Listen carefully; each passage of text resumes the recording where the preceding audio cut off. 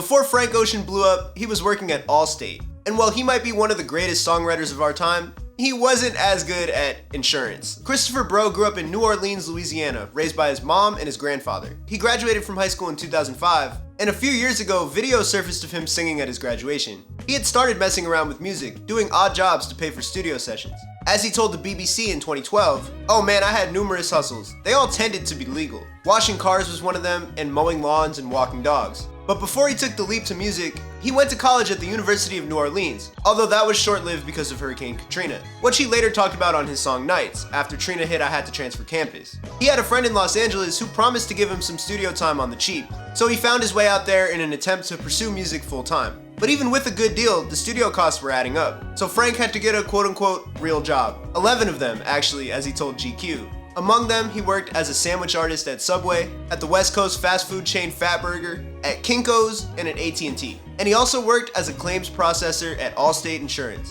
He didn't have to stay at these jobs for long. His songwriting career took off, landing him placements with artists like Justin Bieber and Beyonce, before his own solo career went to the moon. But years after all that, a Reddit post popped up with the title, "Any questions from one of Frank's old bosses?" So I work at the insurance company, where Frank used to work, but I'll only be here for a few more weeks. I work right next to his direct supervisor. The OP went on to list a few things about Frank's time at Allstate, and here are some highlights, or lowlights. He was close to getting fired because he sucked at his job. He used to fall asleep at work a lot. Literally every single member of management I've asked about him didn't like him and thought he sucked. He talked a lot about working on music in his spare time, but nobody cared or paid any attention. He gave a copy of his mixtape to one of the bosses here to show him his music, but the boss didn't give a and threw it away. That mixtape would probably be worth a lot of money to a Frank stan today. But none of this workplace stuff should be too surprising.